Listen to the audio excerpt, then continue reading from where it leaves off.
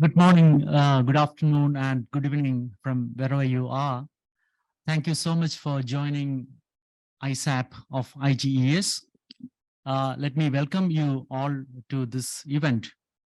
ISAP is held annually to share information and facilitate diverse discussions on sustainable development in Asia and the Pacific. Today's event focuses on achieving a net zero future in Asia, from individual innovation to societal transformation. Today we have three presenters and one discussant. The format of this webinar will be, we will invite the presenters one by one, and they have about 15 minutes for making the presentation. And once the presenters make the presentation, we'll invite the discussant to share his views. And after that, we will also invite questions from audience, and at the same time, we also have some questions for the presenters. So this is going to be the rough idea about this session. Now, let me invite the first speaker, Dr. Kentaro Tamura. Dr. Tamura is the Program Director of Climate and Energy Division at the Institute for Global Environmental Strategies. Dr. Tamura will give an overall overview of a framework presentation on this topic of achieving a net zero future in Asia. Over to you, Dr. Tamura. Yeah, thank you very much, Nanda-san. Good morning and good afternoon, or for everyone. Thank you for joining us today. My name is Kentaro Tamura, Director of the Climate and Energy Division of the IGES. So I'd like to make some brief overview presentation and also touch upon some energy transition in Asia. So could you show the my presentation, please? Okay, thank you very much. So next slide, please. Yeah, today's session, our session theme is how can Asia achieve a net zero future. But this theme can be understood as how can transformation or transformative change actually occur in Asia. So to understand this process, so-called multi-level perspective framework provide kind of perspective to see, observe, or understand how this transformative change actually occur. In this multiple perspective frameworks provide three level of three layers. First one is the landscape, and also regime, and also niche. Here, the regime means some the current socio-economic or socio-political and technology system which lay foundation for our society. That means our fossil fuel dependent society. So this regime, this regime represent or means socio-political and technology system of current society, and consists of not only technology or policy and but also some consumer preference and science culture. So, and also key point is here, these factors are interlocked and mutually reinforcing.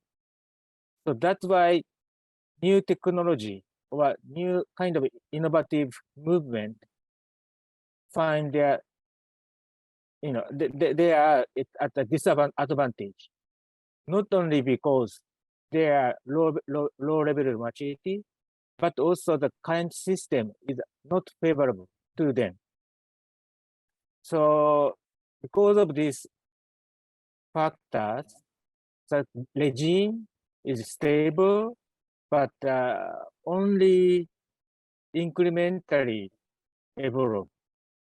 So make transformative change happen, we need some pressure from landscape. Here, landscape means kind of external factor like international relations or any other event or external to this regime. And also we need some new technology and social innovation from a niche level. So by doing so, this regime will be dissolved, and the new configuration of regime will be established. The new technology can be diffused on this new system of this regime. This is a kind of overview or what this multi-level perspective provide us to how to understand this transformative change. For this session, my presentation following basically from how this international or landscape change could trigger this energy transition in Asia. Then following two presentation also put more focus on the niche level. So yeah, I hope this figure provides some map how we can discuss today this thing. Okay. So next slide. Then I just focus on what kind of landscape development are taking place. First of all, I point out manifestation of adverse effect of climate change. As you know, that Asia is a very vulnerable to climate change. So as you can see, this global climate risk index, many Asian countries are ranked at top 10.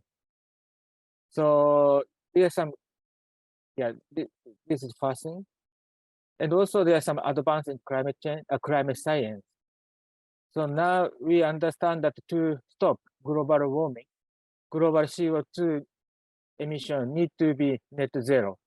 And to achieve 2-degree goal by around 2070, and to achieve 1.5-degree goal around by 2050, we need to achieve the net zero goal.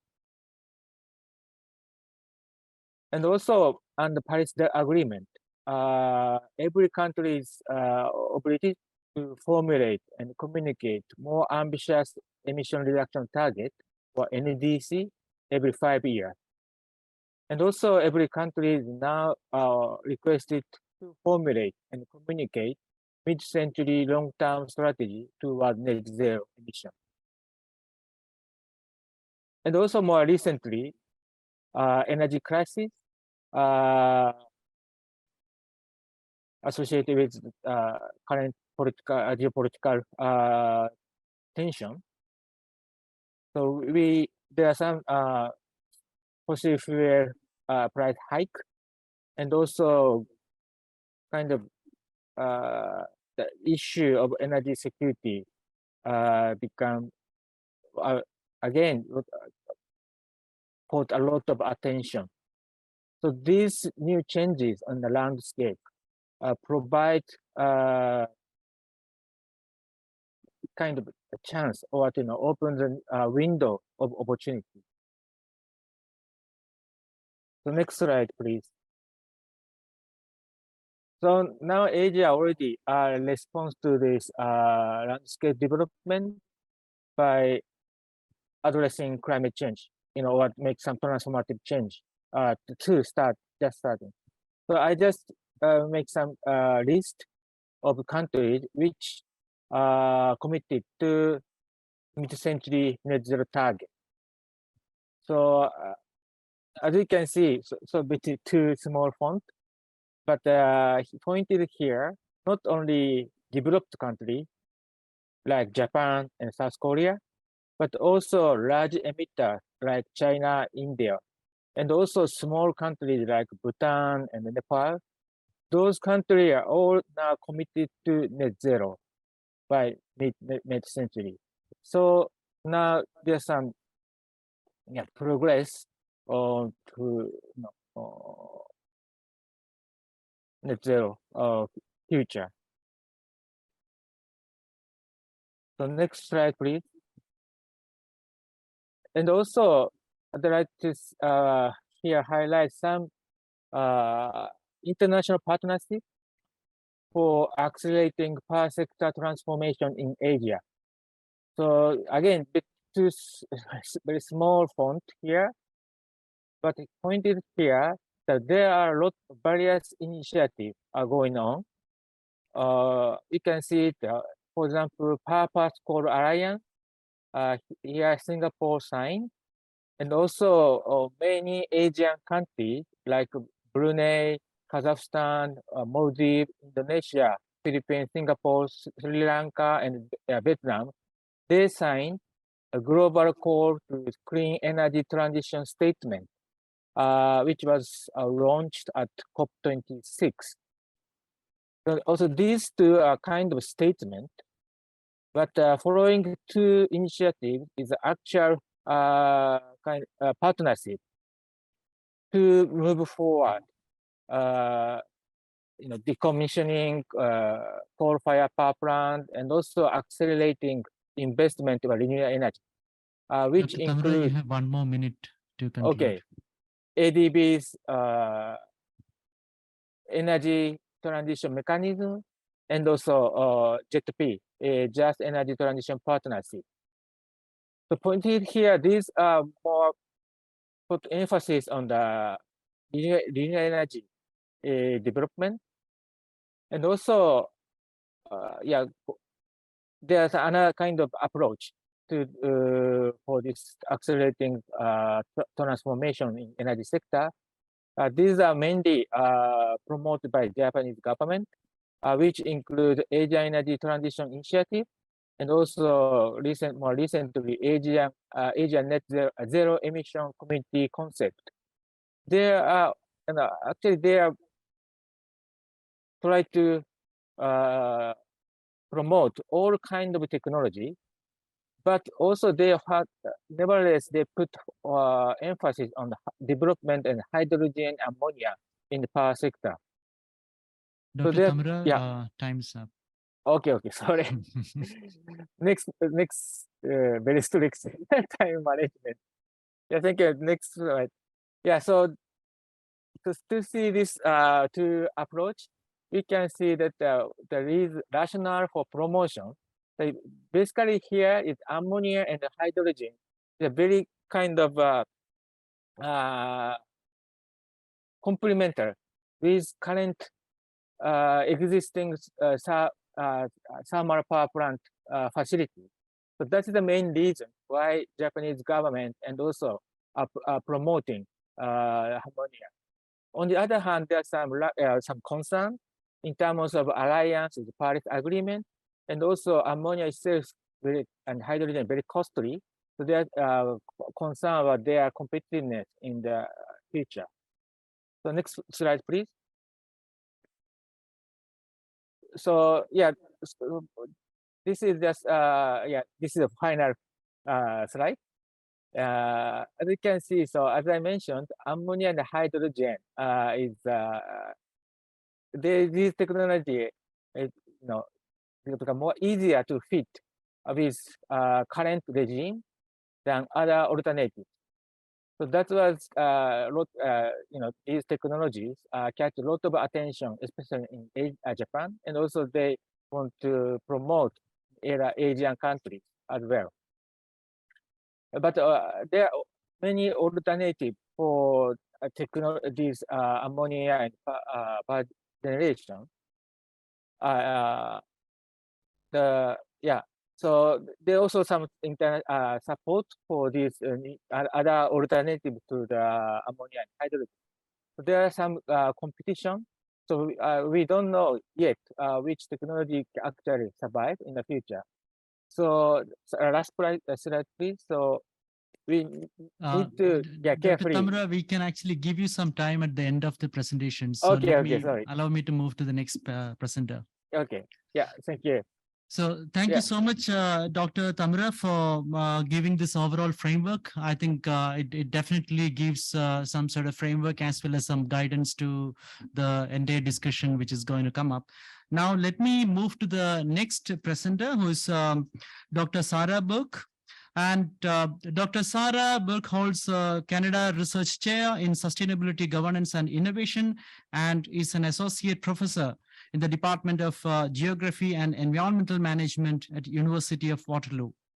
She's an expert in transformative responses to climate change at the community scale, innovative strategies for making progress on sustainability, and the unique contributions that small businesses can make to this solving this complex challenge.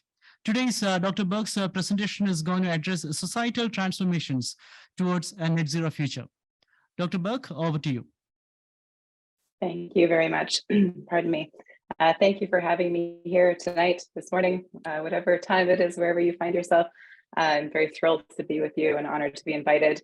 So I will get started by sharing my presentation. Hopefully this goes off without a hitch. So thank you for having me here today.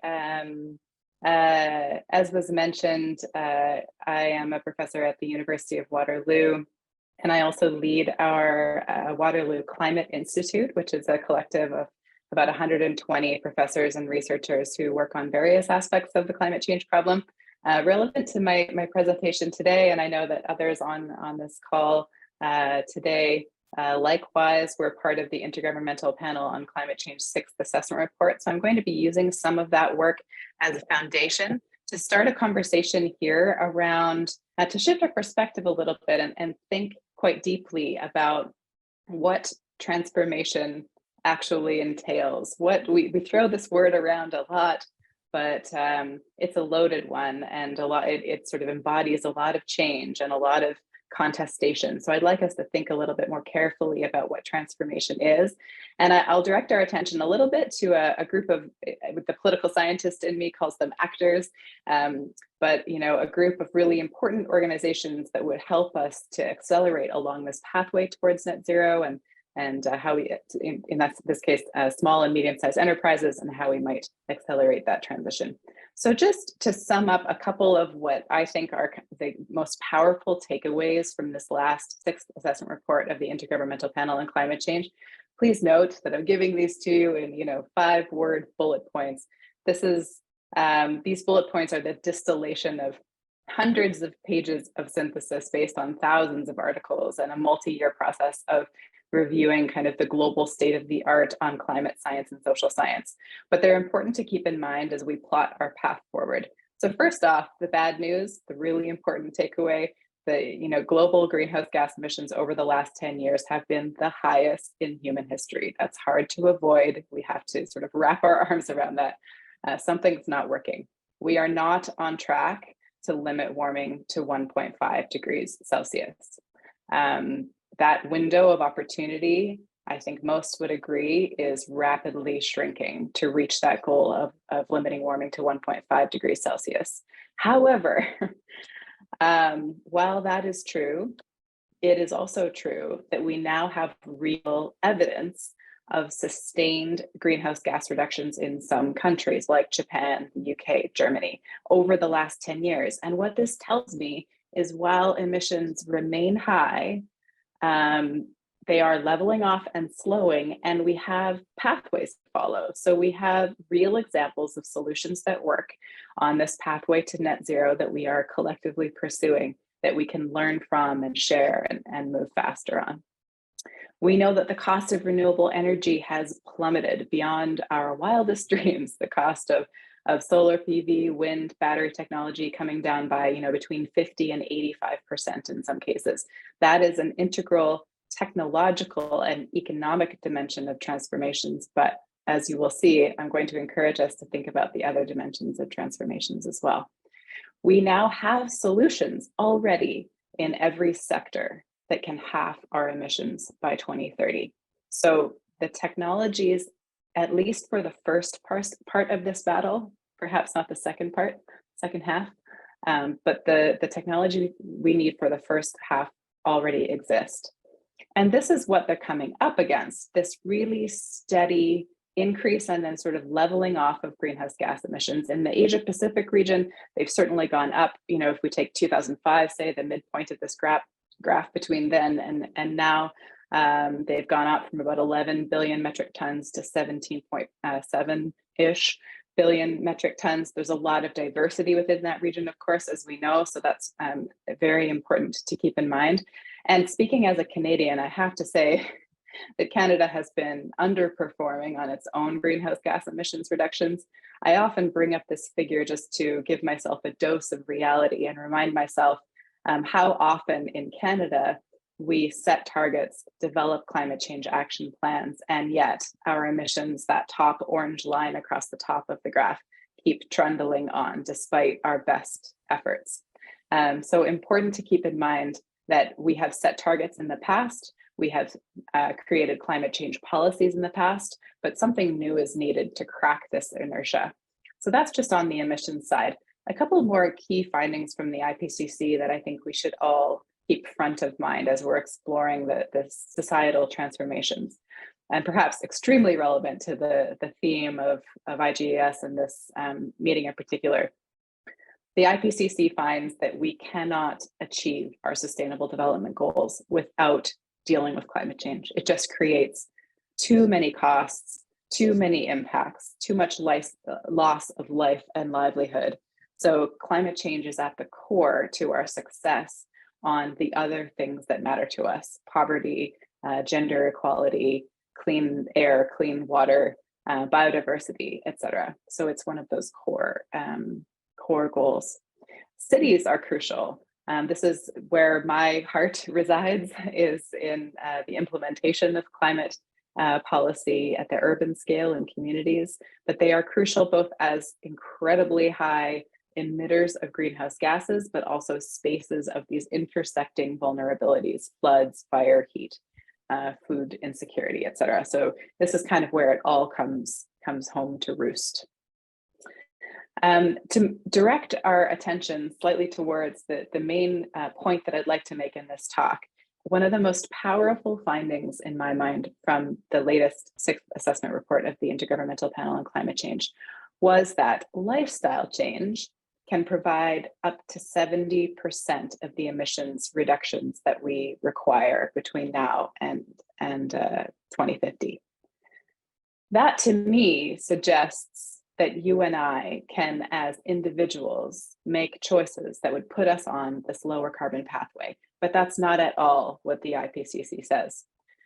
Individuals are locked into high carbon pathways, and without improved infrastructure, without effective policies, without those supports in place, the potential for us to choose to live lower carbon lifestyles remains completely absent. It hasn't been unlocked. So those decisions, whether they're plant-based diets or moving away from single occupancy vehicles and towards mass transit, if those things aren't available to us, if they aren't incentivized and provided, if they aren't convenient, if they aren't robust, then this potential is not unlocked. So this isn't an individual challenge. Really making marked progress towards net zero is a collective challenge instead of an individual one. So here in Canada, this is where we start. This is a very familiar scene to those of you who have lived in Canada or the US and have traveled around this region. We suffer from the luxury or the curse of space in this country. We have vast open spaces, and so our cities and our towns tend to sprawl. So we have incredibly high carbon infrastructure and urban planning that have kind of laid the foundations for much of this country. It's easy to drive here, it's hard to walk, it's hard to cycle, and public transit, mass transportation is modest at best in some of our cities, but better in others. So you can see in this image all of the ways that we rely on vehicles, that we have low density urban development leading to high carbon emissions. However, given all of the things I just said about the IPCC main findings, we know that solutions already exist to transform that image into this, to make it denser, to have that compact mixed use development, to inject opportunities for active transportation, mass transit, permeable surfaces, access to local food, the microgeneration of solar in this case, greater tree canopy for cover, and protection from heat. So many climate change, biodiversity, and other sustainability solutions can come into play in urban spaces. And we've found this again and again throughout the IPCC. But who actually takes these steps? Who actually makes these changes in urban spaces that would implement those solutions that the IPCC tells us we already have to get towards our next set of GHG reduction goals? So I and my team have built a project called Transform, appropriately named given our topic here today. This is an international partnership-based research project. We partner, I lead it at the University of Waterloo, but we partner with folks at Lund University in Sweden, at Leuphana University, Arizona State University, and Monash in Australia, to understand what small and medium-sized enterprises might do to develop and implement not just incremental, but kind of radically transformative solutions to climate change and sustainability, and then actively work to build capacity in those small businesses to do new experiments on sustainability in that niche space we just heard about that can then put pressure on the regime and trigger broader change, ultimately with the goal of resilient, inclusive, and low carbon communities. We have a whole methodology that I won't go into at the moment, but suffice it to say, we work with civil society partners and small businesses to collaboratively develop our research questions right from the beginning. So this is a transdisciplinary project. We carried out over the last 3 years, hundreds of interviews with kind of leading, exceptionally creative small businesses to map their sustainability practices, the successful ones and the not so successful ones, carrying out interviews, ultimately mapping the ecosystem that supports these sustainability practices in small businesses, not just the practice within the organization, but how it links to different government actors, to different civil society organizations, to competitive firms, and started to view that as a collective, as an ecosystem that transitions, not just firm by firm. And that's a crucial finding. And then we developed sequences to understand how those sustainability practices play out.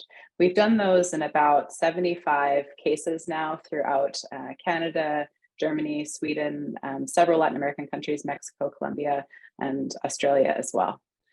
So to come around to some of my final findings here in the remaining couple of minutes that I have, we found a suite of benefits of transformative change, that sort of fundamental non-linear change in the way an organization functions, rather than just an incremental tweak in how it uses resources.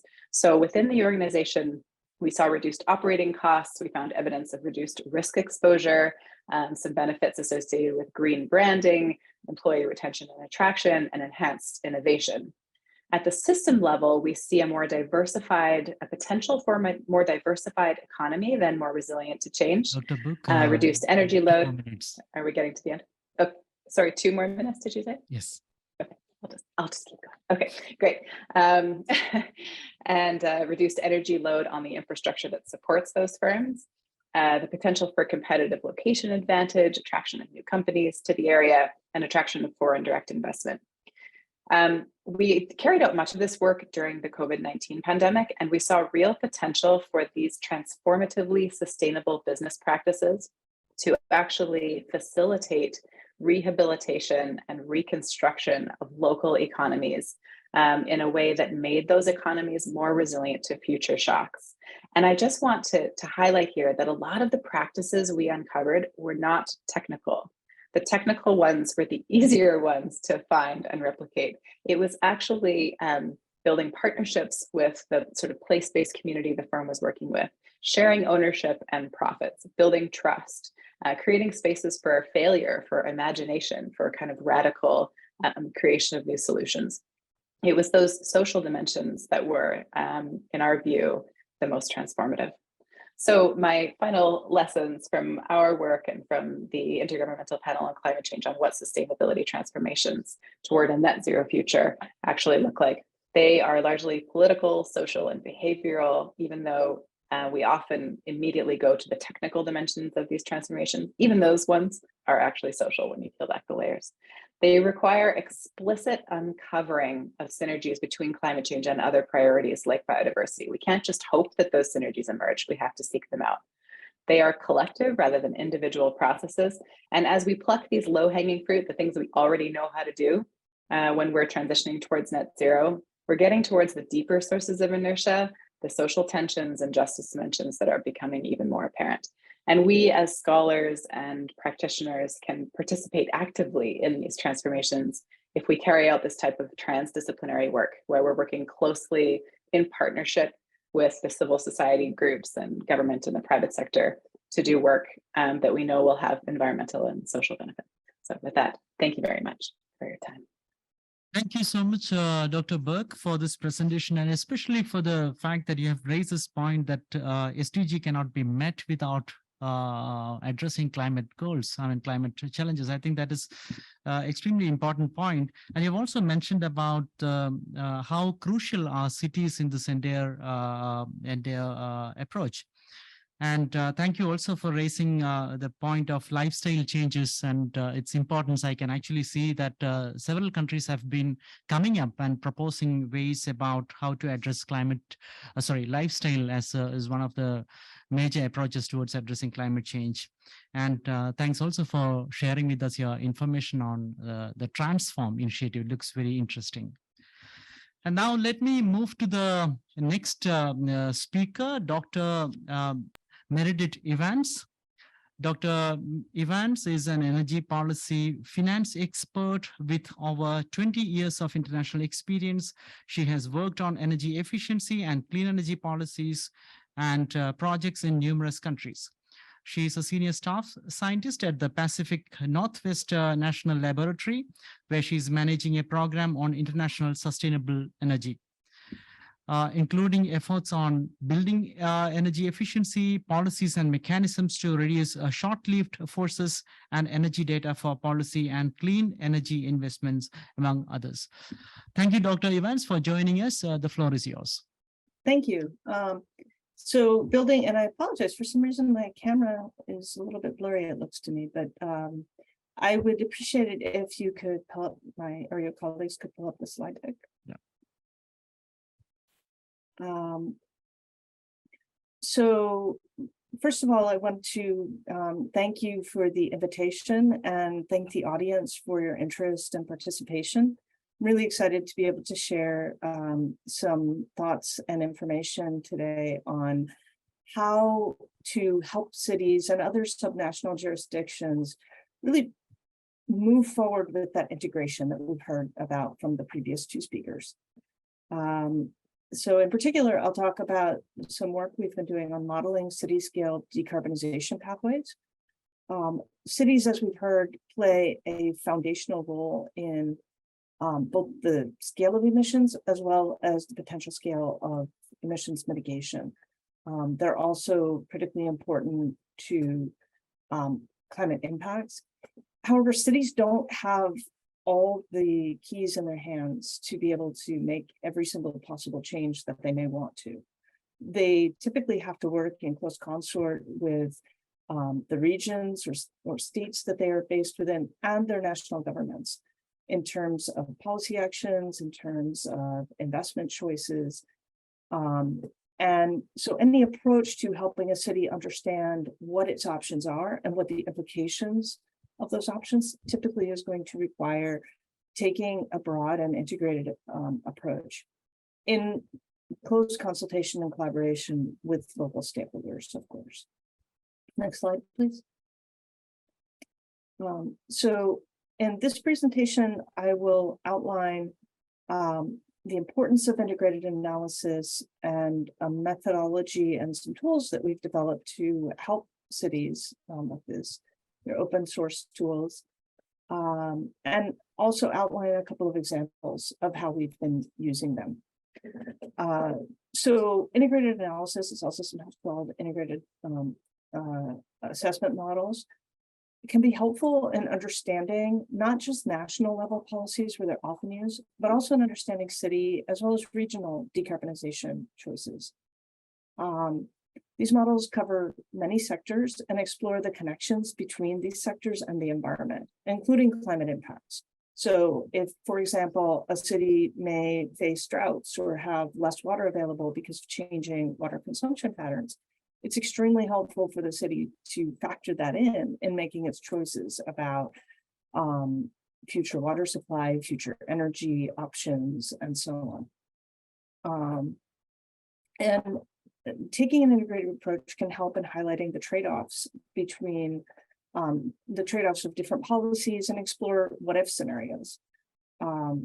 They also can help identify the most beneficial decarbonization pathways, both at the city level and at the national level, integrating the policies that may be active at either level. And so that can allow the cities to explore socioeconomic and environmental consequences of the policies. So, for example, if a city is planning on electrifying its vehicles and putting a major emphasis on electrification of vehicles, at the same time that the city is seeing a significant growth in power demand, and buildings are also increasing power demand because of increasing temperatures. Understanding how all of that comes together with the options for power supply is going to be incredibly important in making wise and informed choices that can actually stick, that can actually help maintain sustained implementation. Next slide, please. So a few examples of the kinds of questions that city scale modeling can address in this integrated type of a framework. So what will happen to energy prices if only a given city adopts the policies, or if the entire region or country does so? Say on utilization of biogas, which may be in short supply, as one example. How much impact will climate change have on our energy and water systems? And what can we learn about other elements of resiliency? Are the electrification plans realistic, given the resources available? How will the plans create net jobs or have other positive economic impacts? What kind of implications may there be for air quality and emissions of air pollutants, for example? Next slide. So the city scale modeling framework that we've developed is based on a model that we have called the Global Change Analysis Model, and which is an open source model, freely available, covers multiple regions of the globe. We will typically break out a given country. If it's not already broken out in GCAM, many countries are broken out. And then from there, downscale to the city and breaking out the rest of the country to make sure that we're consistent. And the downscaling initially is simple, based on population for things like buildings and transportation, and GDP for things that are more economically driven, like industry. And then we work closely with stakeholders to look at the data, pull existing data sources that are available for the city, and refine that. In many cases, cities don't have this kind of detailed data on building energy use, on specific transportation within the city. And so a simplified approach can be helpful. We actually first piloted this in Boston, which has excellent data, but data at the exact city scale may not always be available. And so rather than slowing the decision-making process down to compile extensive data, trying to figure out innovative approaches to maximize the value of the data that is available. Next slide. So I'd like to talk through briefly in the last 5 minutes or so, a couple of applications of this in Asia. So we have a project supported by the US Department of State that focuses in particular on 2 cities, Kuala Lumpur in Malaysia and Bangkok in Thailand. And we applied this methodology to these 2 cities in consultation with the city governments as well as other stakeholders. And the framework we've developed is easily applied to also other cities in the ASEAN region as well as beyond. We think this type of analysis can help inform city leaders in long-term decision-making as they outline their future climate and energy system goals, taking this kind of an integrated approach. And, as I noted earlier, cities do play an important role in decarbonization, but working collaboratively with stakeholders is incredibly important, not just in refining the models, but also making sure that the scenarios that we're looking at reflect the kinds of choices that they're interested in. And maybe also having some stretch scenarios that look at deeper decarbonization and what those implications might be, even if they're not the first choice initially. It's hard to make a decision about a policy that will have broad implications across society without understanding those implications as they may affect multiple sectors, different, different systems that people rely on, and so on. Next slide. So in the first example, we're working with the Bangkok Metropolitan Administration, BMA, as well as the Metropolitan Electricity Authority, which is the local utility, and Thammasat University. And we're working very closely with Thammasat, and at the city level. And we're bringing in multiple different policies, plans, and goals that they already have, as well as taking some, doing some analysis on what a net zero strategy might also look like. We're also looking at and collaborating with national level entities, the Energy Policy and Planning Office, the Electricity Generating Authority of Thailand, or EGAT, and pulling in as well some of the national policies that have broad implications for developments that will impact both Bangkok and beyond.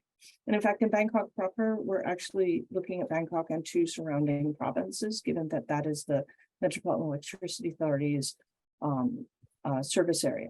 And so, in effect, we're looking at 3 different administrative units or jurisdictions in the Bangkok region. And the methodology allows us to fairly flexibly try to do something like that, which then makes sure that both Bangkok Metropolitan Administration, which covers just one of those, as well as the MEA, can both have useful information. Next slide, please. And in addition, we're taking a similar approach with Kuala Lumpur, where we have deep engagement from Kuala Lumpur City Hall, including the mayor. And we're working closely with the University of Technology, Malaysia, or UTM. You can see right here a booth and a poster that we did jointly with UTM at the COP in Egypt just a few weeks ago. We're looking again at several policies at the city level in Kuala Lumpur, and we're also looking at what some of the national level policies are, and to help Kuala Lumpur understand the implications of both of those across multiple different sectors. Next slide, please. So some of the potential insights that we are hoping to get from the GCAM analysis is informing city development options and the implications of national trends for city decisions. You can see in this conceptual framework, this waterfall chart that we're fleshing out for both of those 2 cities, where you can see the impact of the city level efforts in the sort of hashed area and the impact of national level policies in the solid colors. And each of the sectors stacked up, so you can see the overall implications and shares of each in decarbonization. So we also are hoping to use specific indicators looking into societal impacts like job creation and changes in the cost of services to provide additional insights and information to help local policymakers and businesses refine and really get engaged around the different options that they have available. So with that, I'd like to thank you and look forward to the discussion later.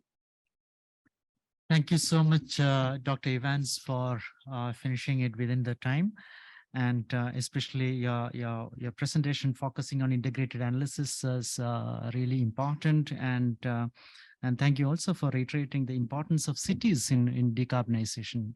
So cities are units actually play extremely important role in the decarbonization, and in Asia's case, it is extremely relevant.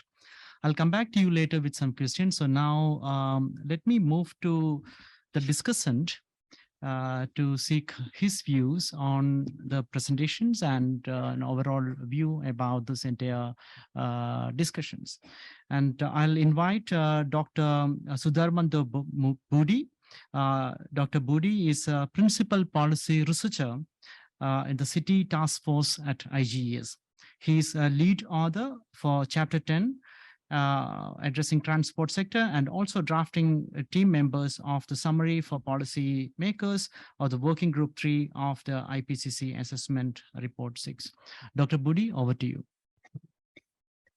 Thank you very much. Hi everyone. Good morning, good afternoon, and good evening.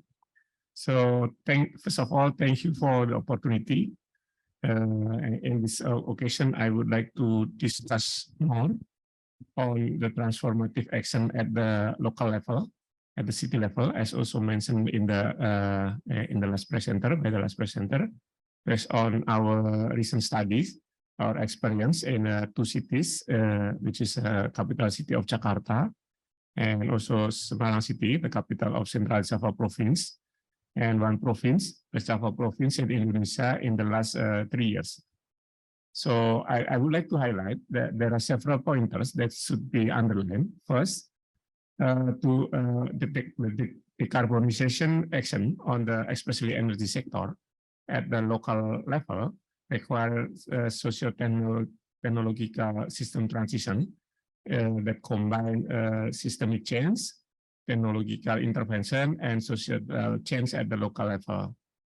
The role and responsibility of local key stakeholder depend on the readiness of the intervention, and we should underline that there is no one-size-fits-all strategies.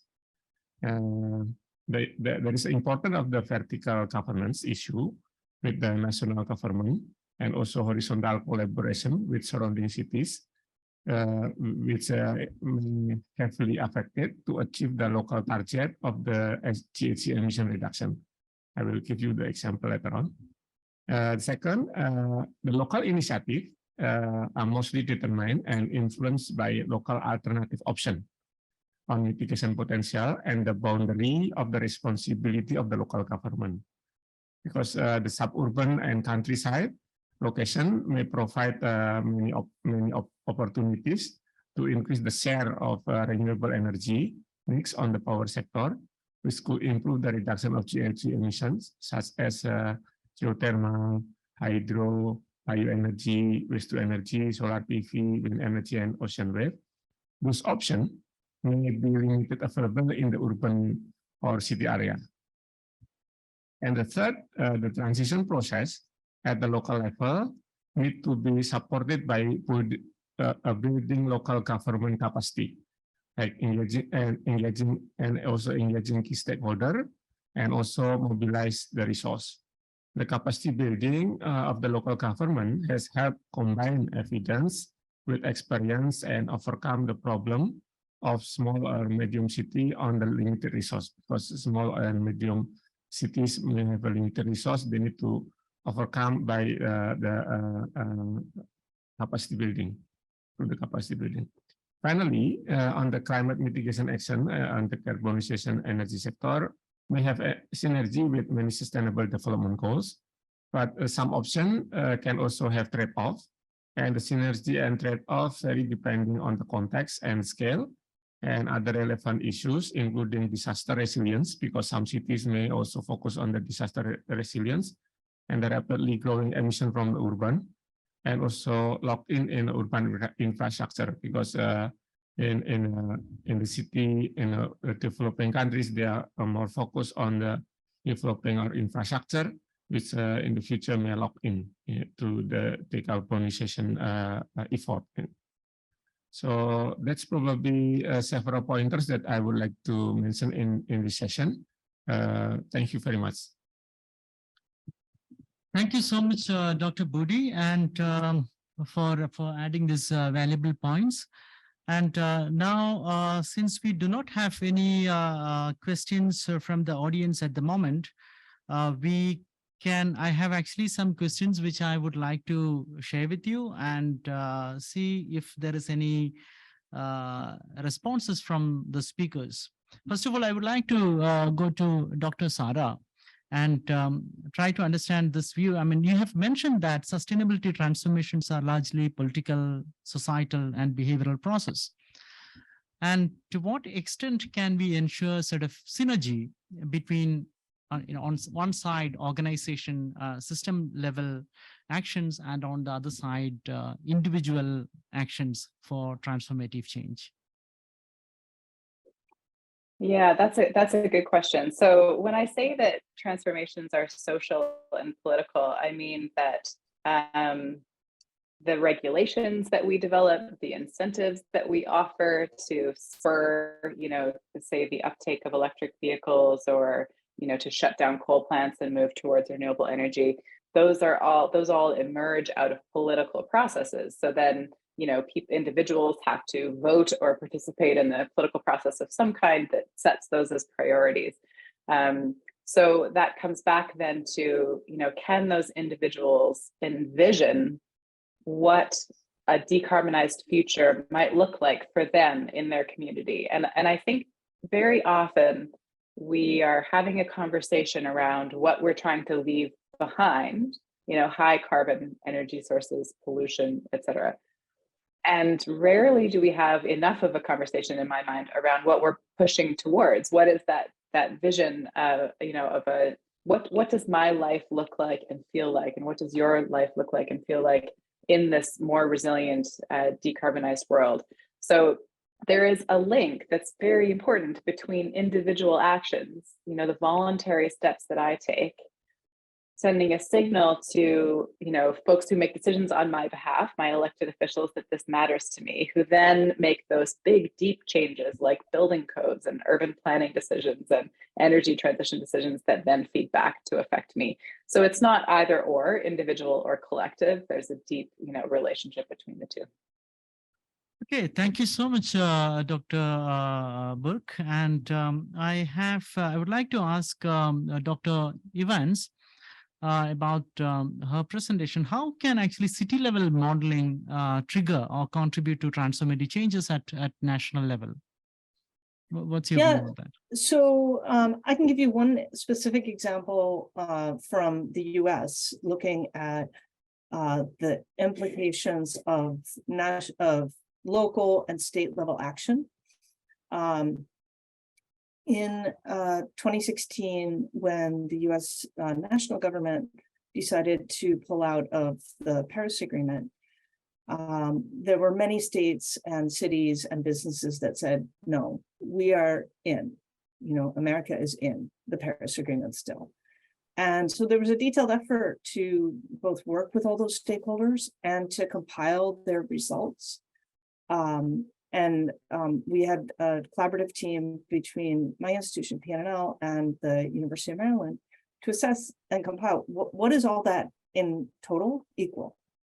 And then when the federal government announced a few years ago that it was going to rejoin the Paris Agreement, we again reassessed that and realized that the composite was going to be a potential net reduction in US emissions between 50 and 52% by 2030, which then formed the basis of the US national commitment to achieve that level of emissions reductions by 2030, and has informed lots of different state and city policies, as well as policies at the national government.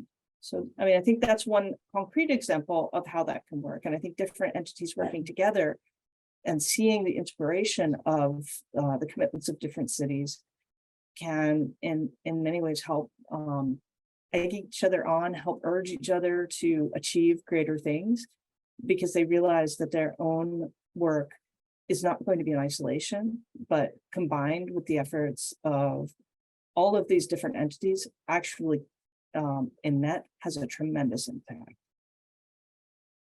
Yeah, thank you, Dr. Evans. And I would also like to know from Dr. Burke that transformations are collective processes and capacity needs to be built into collective ecosystem. So I'm trying to see actually, like, to what extent governance need to be, governance as an approach has to be strengthened, or what is basically the role of governance in this particular point which you have mentioned? And this question is to Dr. Burke. It's a great question. I think governance the governance dimensions of sustainability transformations are some of the more complex and contested, I think. And one concern in particular that we're focusing a lot on is that it's not inevitable, of course, that transitions along a low carbon pathway will be just and inclusive. So there are lots of different ways to achieve decarbonization, and not all of those ways take into account, for instance, the rights and worldviews of Indigenous groups and communities. Not all of them put at the forefront of the transition dealing with poverty and other societal issues. So that's one of the crucial roles of governance, is ensuring that the transition toward net zero is inclusive and just and representative of a diversity of perspectives.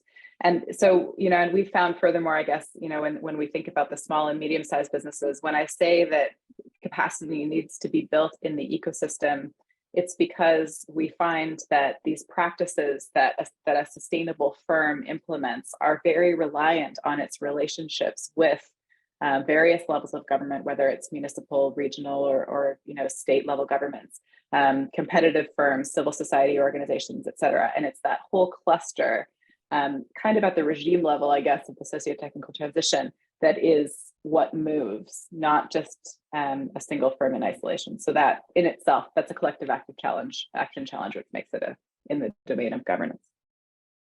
Okay, thank you, Dr. Burke. We have 2 more minutes now, and let me turn to other speaker, Dr. Tamura, if you'd like to add anything specific now.